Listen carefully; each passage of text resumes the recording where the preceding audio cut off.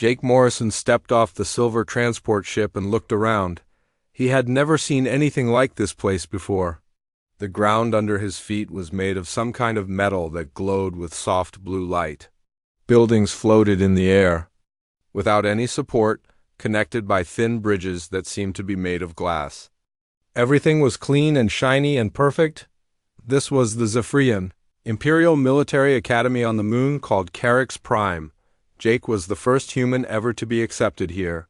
He knew most people did not want him here, but he had passed all the tests. The academy was famous across the galaxy for training the best military officers. Now, Jake was supposed to be one of them. A group of alien students walked past him. They had wings like birds, but were tall like humans. Their skin was silver, and their eyes were big and round. These were Zephyrians. They looked at Jake and whispered to each other. Jake could not understand their language, but he knew they were talking about him. One of them pointed at his heavy black boots and laughed. Jake tried to follow the other students to the main building. The path was a floating bridge that moved gently in the air. The winged students simply flew across the empty space between buildings. Jake had to walk carefully on the narrow bridge. His boots were loud on the smooth surface. Every step echoed in the quiet air. The main hall was enormous. The ceiling was so high Jake could barely see it. Hundreds of students from many different alien species filled the space. Some floated in the air. Others stood on platforms that moved by themselves. Jake saw creatures made of rock, beings that looked like they were made of water in clear suits, and others with too many arms and eyes. A loud voice filled the hall. Jake looked up and saw the biggest insect he had ever imagined. It was twice as tall as him and had 6 arms. Its head was triangular with huge compound eyes that looked like they were made of black glass. Sharp teeth stuck out from its mouth. This was Commander Vexthara, the head of the academy. "New students," the commander said in perfect galactic standard language. "Welcome to the Imperial Military Academy. You are here because you think you are the best your species has to offer? You are wrong.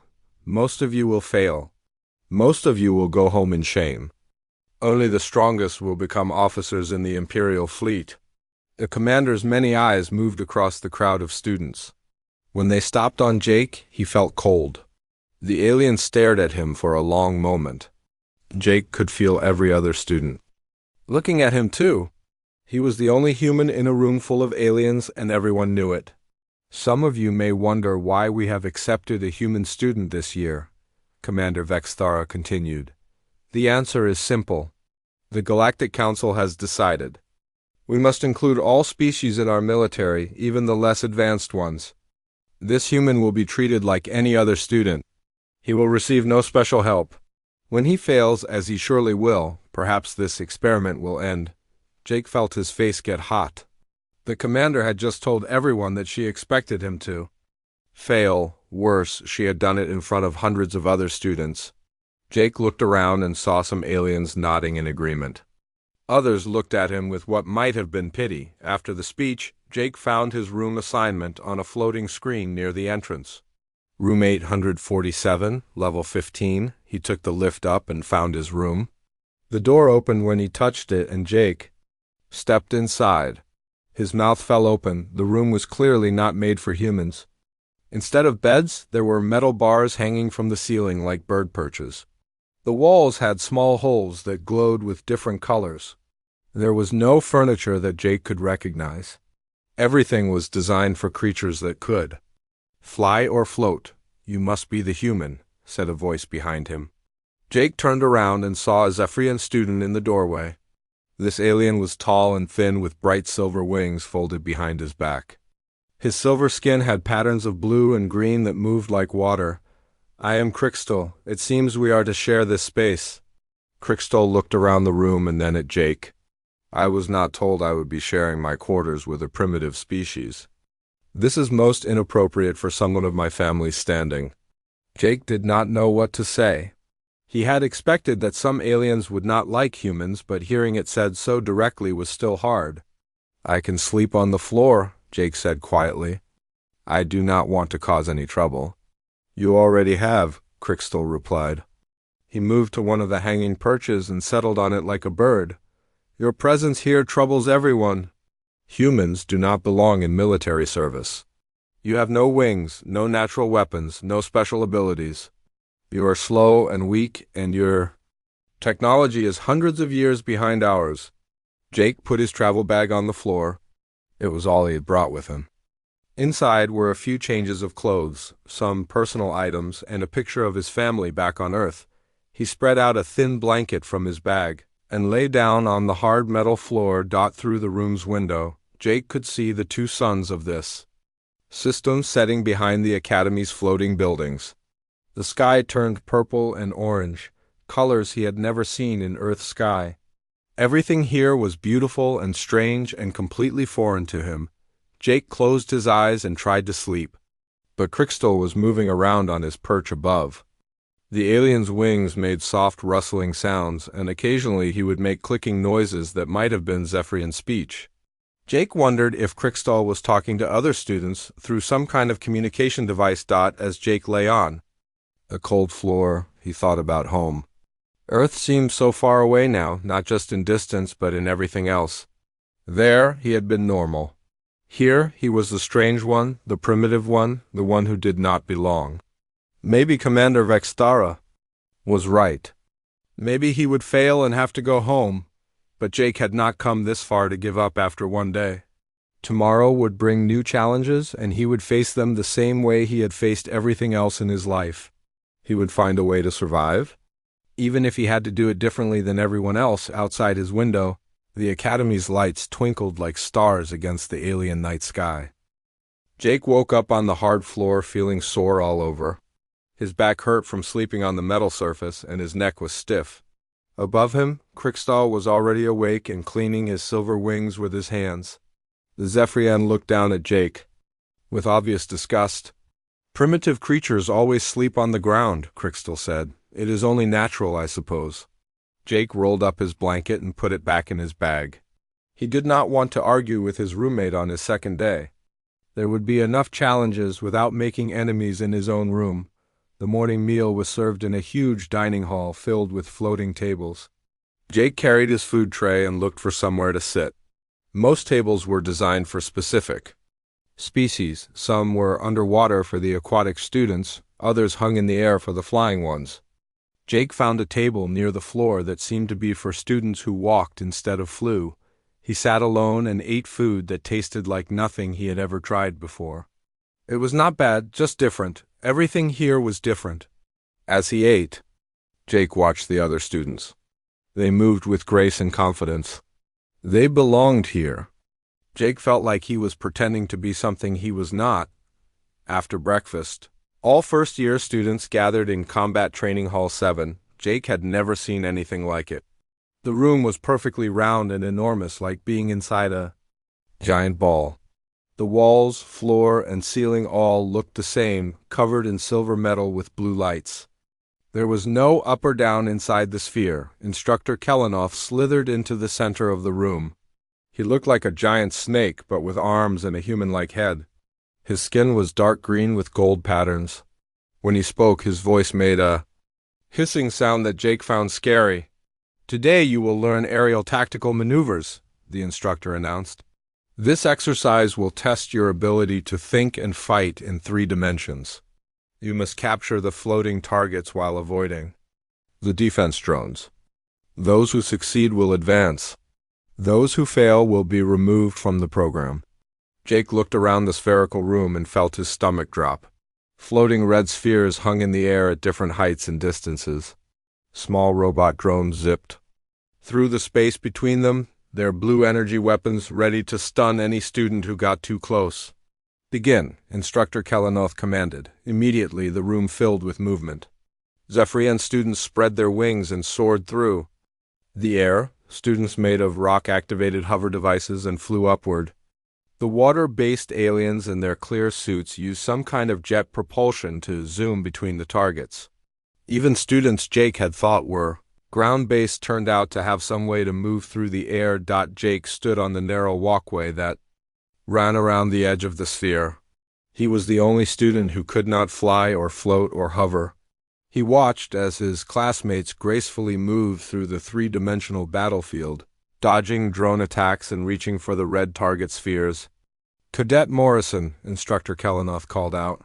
His snake-like head turned toward Jake with cold reptilian eyes. "Why are you not participating in the exercise?" "I cannot fly, sir," Jake said simply. Several students heard this and made sounds that might have been laughter in their different languages. One Zephyrian student, a female with bright blue wing patterns, pointed at Jake and said something to her friends. They all looked at him and made more laughing sounds. "Then you receive 0 points for this exercise," the instructor said. "Perhaps. This will teach you something about your place here." Jake looked around the sphere again. His classmates were doing well. Several had already captured targets and were working on their second or third ones. The defense drones shot harmless but painful energy beams at students who got too close. But the aliens were fast and smart enough to avoid most of the attacks. Jake studied the room more carefully. The sphere was not just empty space. There were small openings in the walls where the drones came from. There were also maintenance panels and what looked like ventilation grates. Jake had grown up in the underground colonies on Mars, where he had learned to crawl through tight spaces and repair equipment in difficult places. He walked along the edge walkway until he found a maintenance panel that was slightly loose. Using his fingernails, Jake pried it open. Behind it was a narrow tunnel that seemed to run through the wall of the sphere. Jake looked around to make sure no one was watching, then squeezed inside. The tunnel was dark and cramped, but Jake could move through it by crawling on his hands and knees. It reminded him of the maintenance shafts back home. As he crawled, he could hear the sounds of the exercise continuing outside. Energy weapons firing, students calling to each other, the instructor shouting commands. Jake found that the tunnel connected to other tunnels.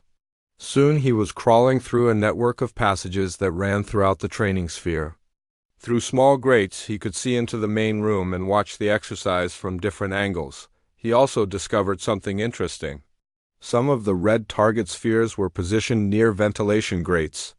If Jake could reach these grates from inside the tunnel system, he might be able to grab the targets without exposing himself to the defense drones. Jake crawled toward the nearest target. Through the grate, he could see it floating just a few feet away. He tried to open the grate from the inside, but it would not move. Jake pushed harder, using his shoulder to put pressure on the metal cover. Suddenly, the grate burst open with a loud bang. Jake fell through the opening and grabbed the red target sphere before he could fall far. But his sudden appearance through the wall surprised everyone, including the defense drones. The drones immediately changed their behavior. They had been programmed to track flying students, not humans crawling out of walls. Their targeting systems became confused. One drone fired at Jake, but hit another drone instead. The damaged drone spun wildly through the air, firing energy beams in random directions. Jake quickly pulled himself back into the tunnel, clutching the target sphere. But something was wrong with the room systems now. Warning lights began flashing, and a loud alarm started ringing. The smooth flight of the other students became chaotic as the defense drones stopped following their normal patterns. More drones began malfunctioning. The training sphere's computer system was trying to figure out what had happened, but it could not understand how a student had appeared inside the walls. It began running emergency programs, trying to fix what it thought was a serious malfunction. Jake crawled to another grate and grabbed a second target sphere. This time, when the grate opened, something even worse happened. The room's gravity system flickered and changed. For a moment, the artificial gravity that kept everyone oriented to the floor of the sphere disappeared completely. Students who had been flying in formation suddenly found themselves tumbling through space with no sense of up or down. The Zephyrian with blue wings crashed into a wall, her left wing bending at a wrong angle. 3 of the aquatic students in their environmental suits collided with each other, and one suit began leaking water. The defense drones, no longer able to distinguish between up and down, began attacking everything that moved, including each other. Energy beams flashed through the air in all directions. Students screamed in their various languages as they tried to find something solid to grab onto. Jake emerged from a third grate with another target sphere just as the gravity stabilized. Again, students and drones fell toward what the computer had decided was the floor. Jake found himself standing in the middle of the chaos, holding 3 red target spheres while his classmates groaned and tried to untangle themselves from each other. Instructor Kellenoth slithered over to Jake, his green face showing more confusion than anger. How did you capture 3 targets? How did you access the maintenance system? What did you do to my training room? Jake looked around at the damaged sphere. Several wall panels hung open, sparks flew from broken drone parts, and half the students were sitting on the floor holding injured limbs or damaged equipment. Emergency repair robots were already swarming into the room to fix the damage. I just tried not to fail, sir, Jake said honestly. I used the tunnels to reach the targets. I did not know it would break anything. The instructor stared at Jake for a long moment. Around them, medics were helping injured students and technicians. Were shutting down the malfunctioning drones. The beautiful, perfect training sphere looked like a disaster had hit it. Cadet Morrison, the instructor said slowly, report to Commander Vexthara's office immediately. And bring those target spheres with you.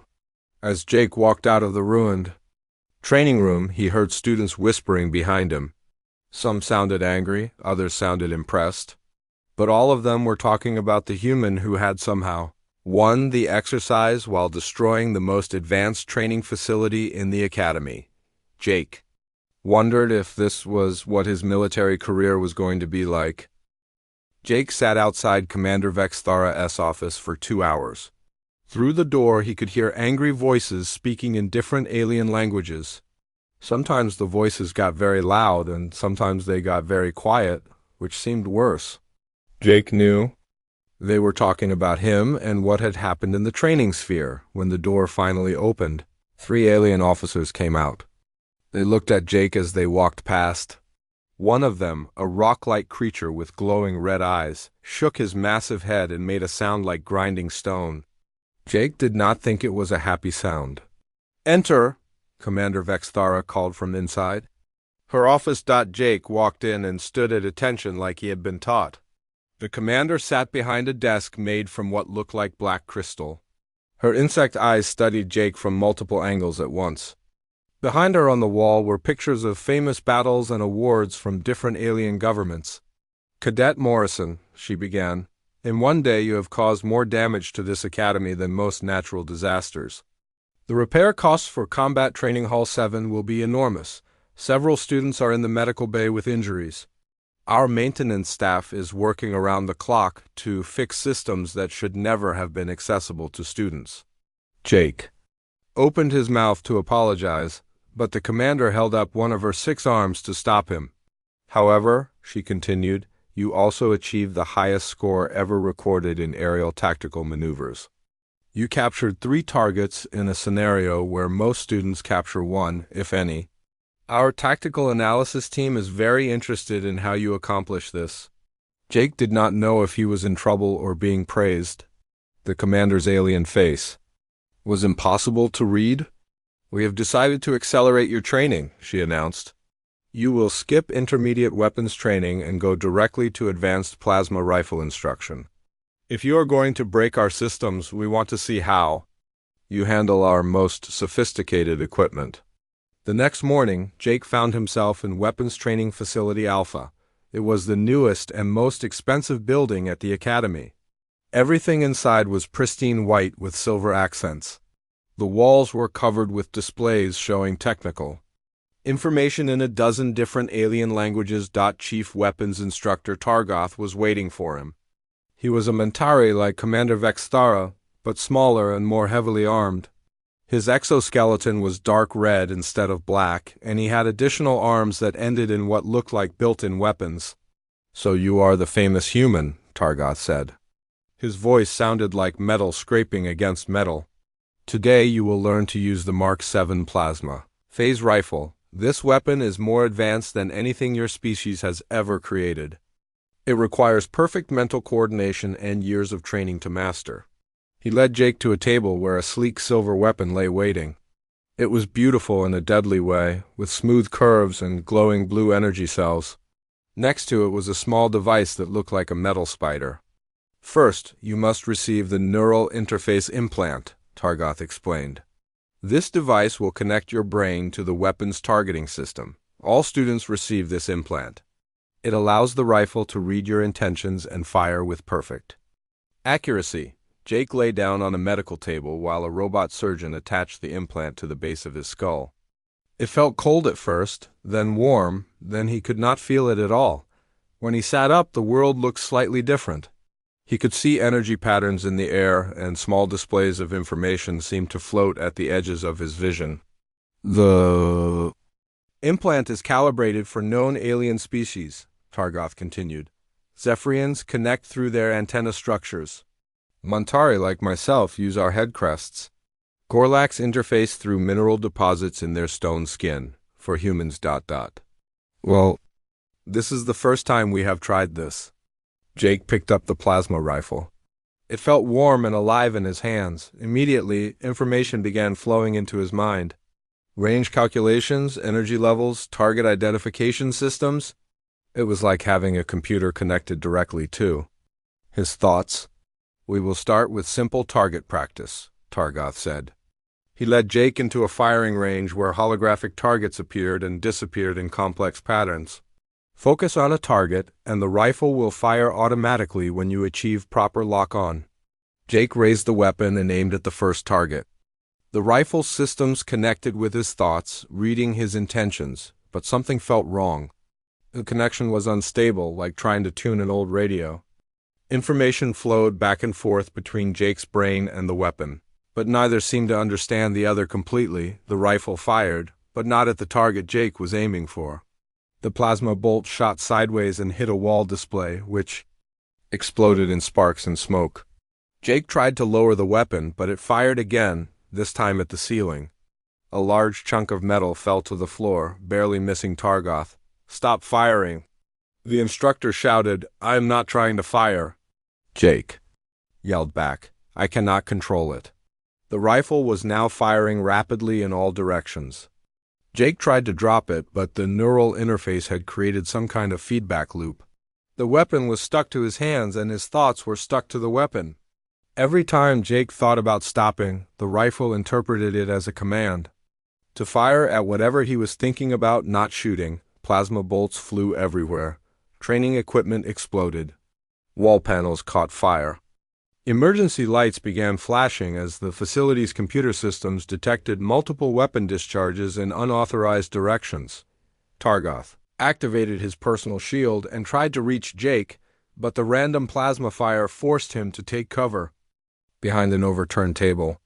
Other instructors who had been watching from an observation room evacuated quickly as plasma bolts began punching holes through the supposedly armor-proof glass. The facility's artificial intelligence decided that it was under attack.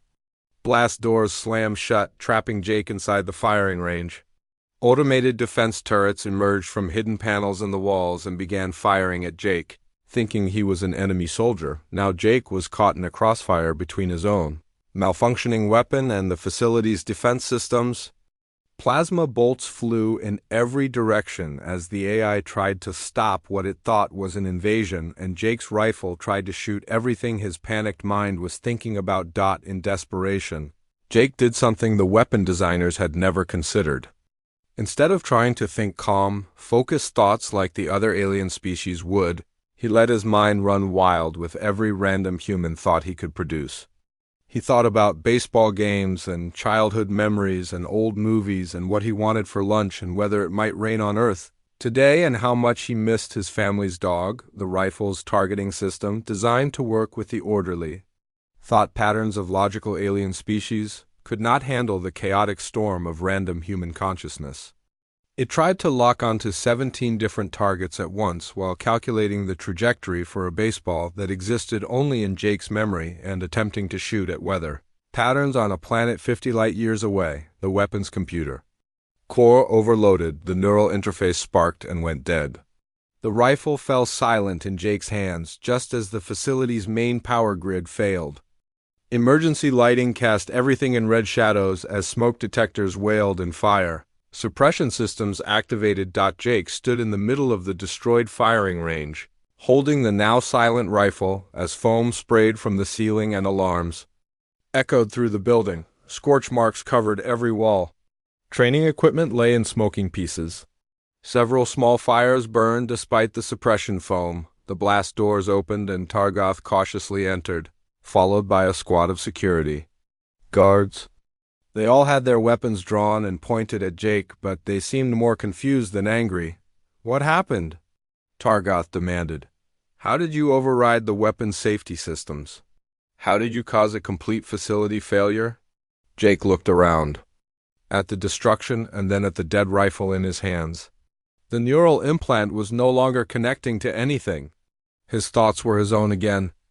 "I think the rifle could not understand how humans think," Jake said quietly.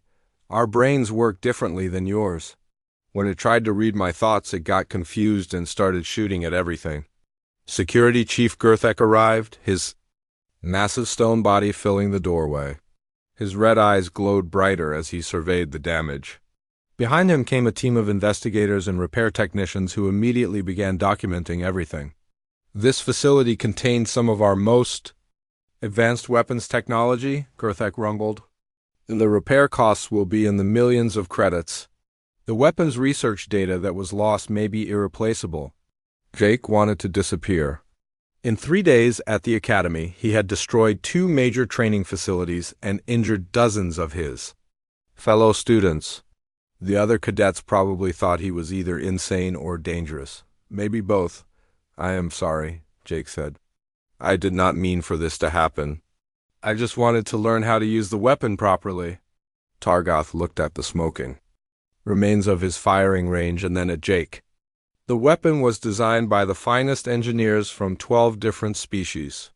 It has been tested thoroughly on every known form of intelligent life. You are the first being ever to make it malfunction this badly. Does that mean I fail weapons training? Jake asked. Tar single quotes. Goth made a sound that might have been laughter if Mentari could laugh. "Cadet Morrison, you have just proved that human neural pattern." Word about Jake's latest disaster spread through the academy faster than he could walk back to his room.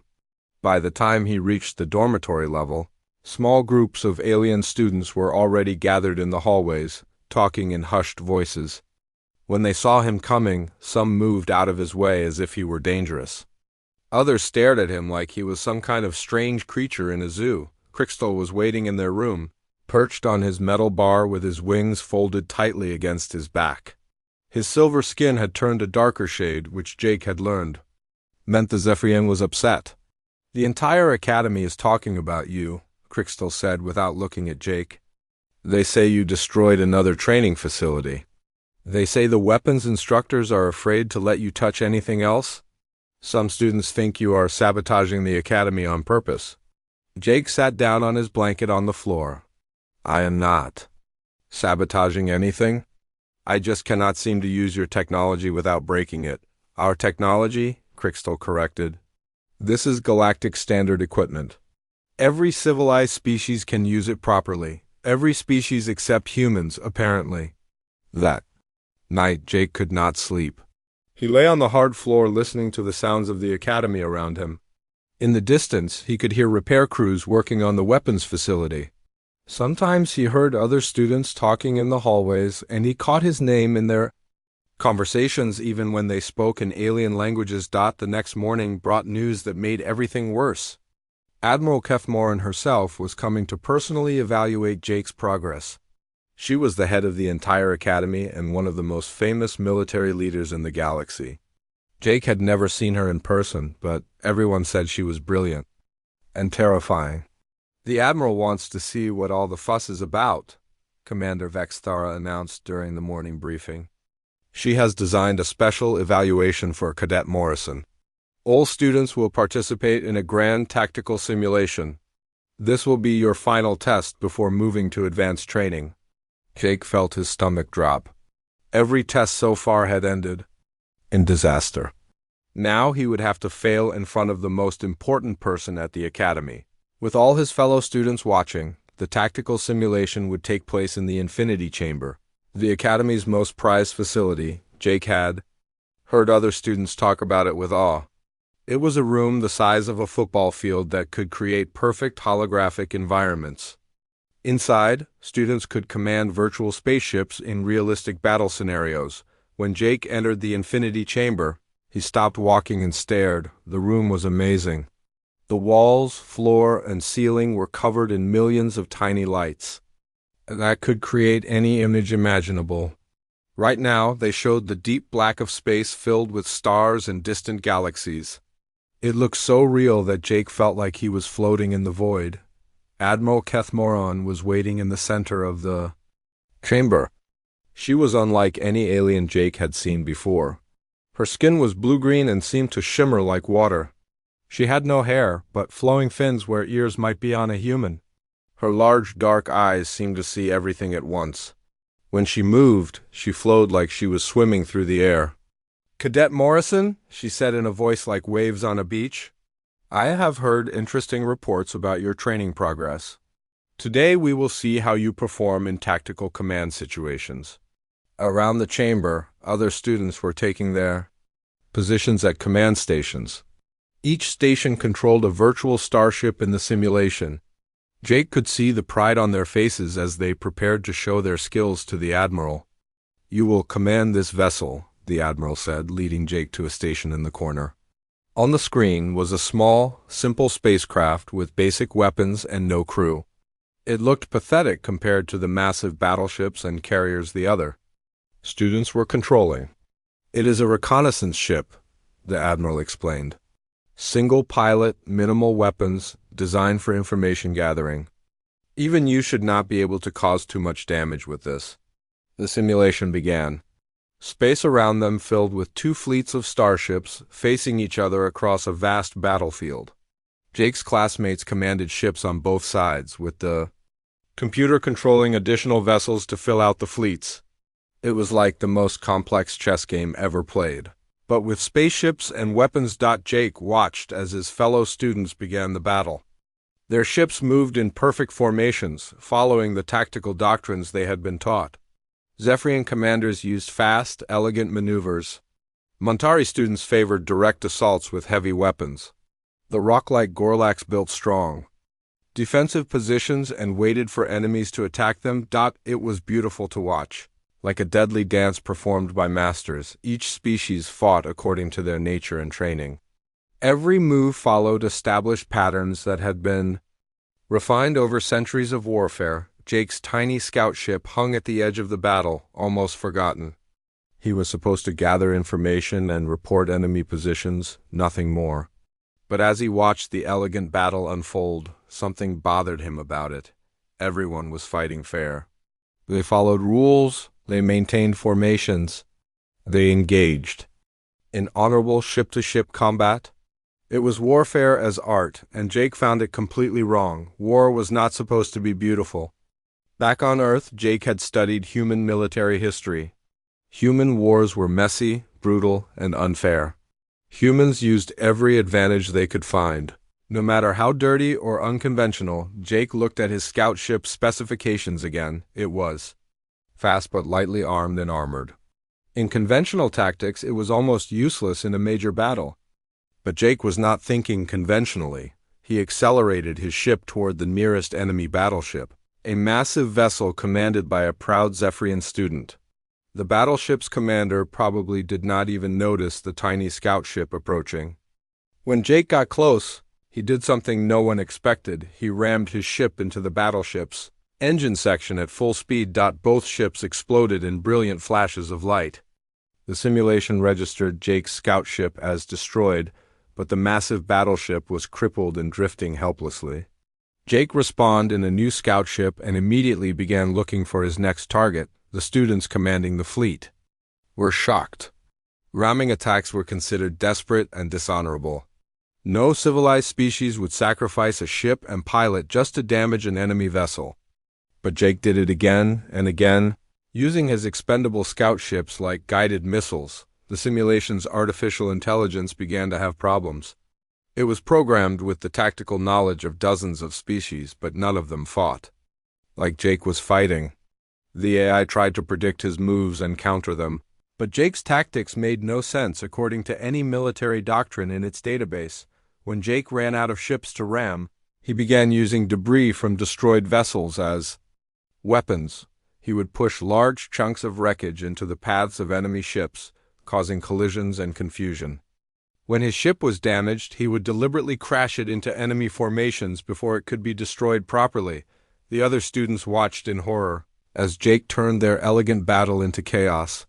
He was not trying to win in any traditional sense. He was trying to cause as much destruction and confusion as possible, using methods that no sane military officer would consider. The AI became more desperate in its attempts to counter Jake's impossible tactics.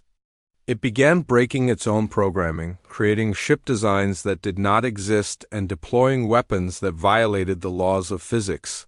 Programmed into the simulation, virtual ships started flying through each other as the AI lost track of what was solid and what was not. Weapons fired backward, hitting their own ships. The carefully maintained physics of space combat began to break down as the computer tried to simulate tactics that could not exist. Other students found their ships behaving strangely. Control systems stopped responding properly. Formation flying became impossible as ships randomly changed direction. Some virtual vessels split into multiple copies of themselves, while others simply vanished from the simulation entirely. "What is happening?" demanded one of the Zephyrian students as his battleship began spinning out of control. "The simulation is malfunctioning," called another student. "My weapons are firing at my own ships." Jake continued his chaotic assault, unaware that his tactics were destroying the AI's ability to maintain the simulation. He used his current scout ship as a battering ram against the space station, which caused the station to duplicate itself 17 times before exploding into geometric shapes that could not exist in real space. The Infinity Chamber's safety systems finally activated as the simulation collapsed completely.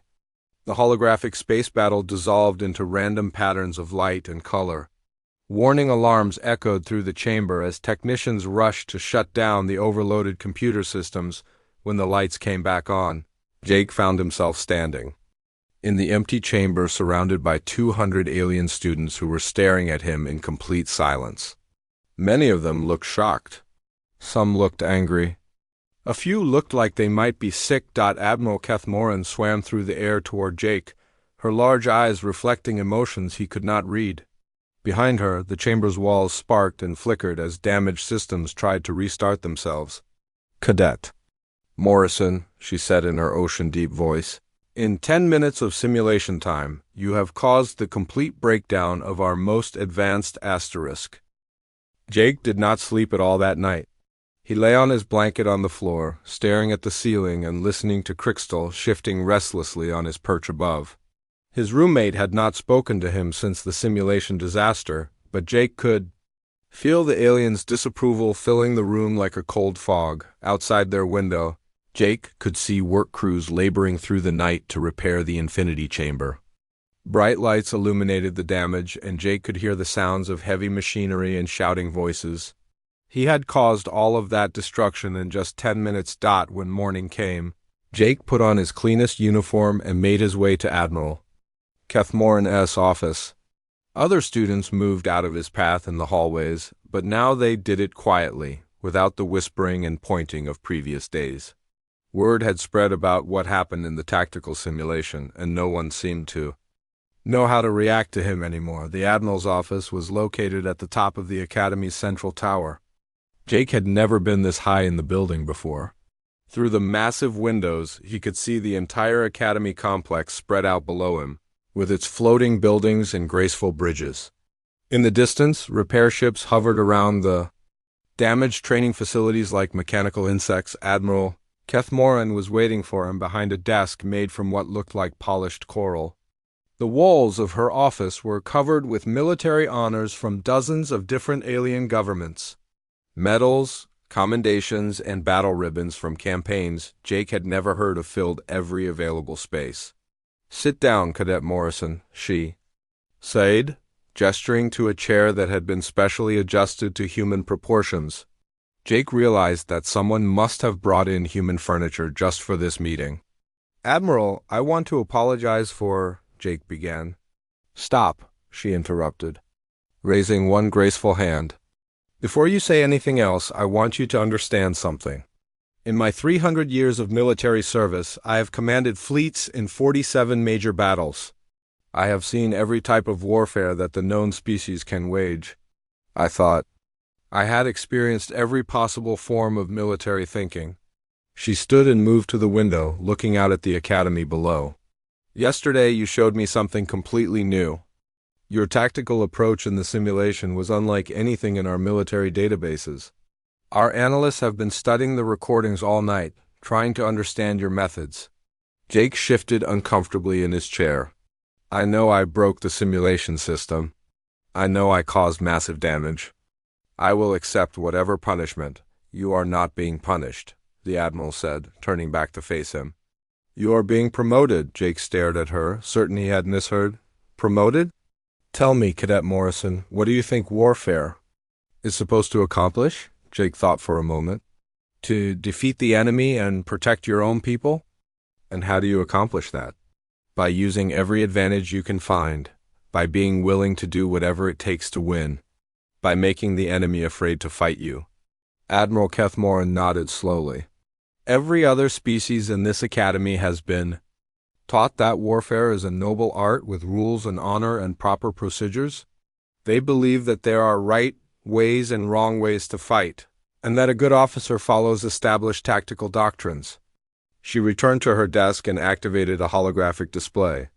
It showed recordings from Jake's various training disasters over the past few days. "You have consistently ignored every rule, broken every procedure, and violated every tactical doctrine we teach, and in doing so you have achieved results that should have been impossible." The display showed Jake's performance in the aerial exercise, where he had used maintenance tunnels to capture more targets than any other student in the Academy's history. Then it showed the weapons training incident, where his neural patterns had been so chaotic that they had overloaded equipment designed by the finest engineers in the galaxy. "Our weapons designers are already working on new rifle systems based on your neural feedback patterns," the Admiral continued. "The chaotic targeting data from your malfunction has revealed weaknesses in our defense systems that we never knew existed." Finally, the display showed scenes from the tactical simulation. Jake watched himself ramming his tiny scout ship into massive battleships, using debris as weapons, and fighting with a desperate brutality that had shocked everyone watching. "This is not how civilized species wage war," Admiral Kethmoran said. "This is something else entirely. This is what we would call total warfare, the willingness to use any method, no matter how destructive or unconventional, to achieve victory." Jake looked at the recordings and felt a strange mixture of pride and shame. "Is that bad?" "That depends on your perspective," the Admiral replied. "For the past century, we have been receiving disturbing reports from our long-range scouts. There are signs of an unknown force beyond the edge of our galaxy, something that appears to be moving in our direction. Our conventional military thinking may not be adequate to face a completely alien enemy." She deactivated the display and looked directly at Jake. "The Galactic Council has been secretly preparing for the possibility of invasion by a force that thinks and fights unlike any known species. We need military officers who can develop new tactics, who can think beyond our established doctrines, who can fight in ways that no enemy would expect." Jake began to understand. "You want me to teach other officers how to fight like humans?" "I want you to learn how to be the kind of officer that our galaxy has never produced before," she corrected. "Someone who can break every rule when breaking rules is necessary for survival." The Admiral walked to a wall cabinet and withdrew a set of insignia that Jake had never seen before. Instead of the standard cadet pins, these were the marks of an advanced tactical studies student, the Academy's most elite program. "You will no longer be taking standard classes with the other first-year students," she explained as she handed him the new insignia. "You will be working directly with our senior tactical staff to develop new forms of warfare based on human military thinking. Your training disasters have proven that human approaches to combat are fundamentally different from anything else we know. Jake looked at the insignia in his hands. They were beautiful, made from metal that seemed to shift color in the light. What about the other students? They all think I am dangerous or crazy or both. Some of them do, the Admiral agreed. But others are beginning to understand that you represent something new and potentially valuable. Commander Vexthara has requested that you be assigned to help redesign the Academy's entire tactical curriculum. And the damage I caused? The repair costs? Admiral Kethmoran smiled, an expression that looked strange on her aquatic features but somehow seemed genuine. The Galactic Defense Council is paying for all repairs. They consider it a small price for the tactical innovations you have accidentally provided. She moved back to her desk and activated another display. This one showed construction diagrams for new training facilities. We are building new simulation chambers designed to handle unconventional tactical thinking. New weapons testing ranges that can accommodate chaotic neural patterns. New combat training areas that cannot be broken by maintenance tunnel access. Jake stared at the plans. You are rebuilding the Academy because of me? We are improving the Academy because of what? You have taught us, she corrected. For centuries, we have been training officers to fight the last war instead of the next one. You have shown us that the next war may require completely different thinking. Jake stood up and looked out the window at the Academy below. Repair crews were still working on the facilities he had damaged, but now he could also see construction teams beginning work on new buildings. Students moved between classes in their usual orderly patterns, but Jake noticed that some of them were watching the construction with curious expressions. There is one more thing, Admiral Kethmoran said. Your living quarters have been reassigned. You will have a private room designed for human occupancy, with proper furniture and environmental controls.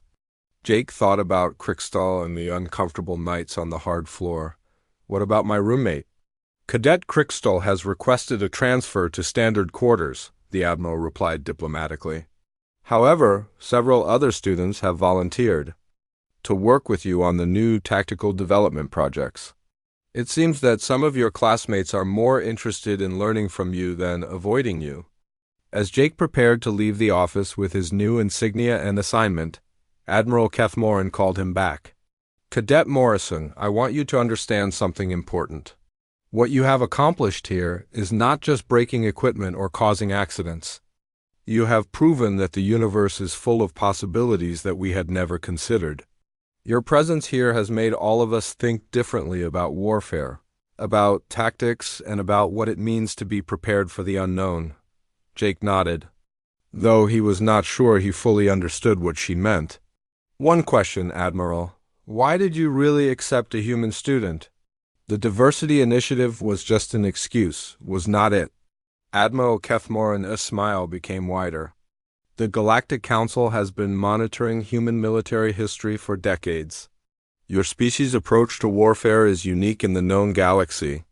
We needed to understand how humans think about combat, and the only way to do that was to have a human show us. So this was all planned? The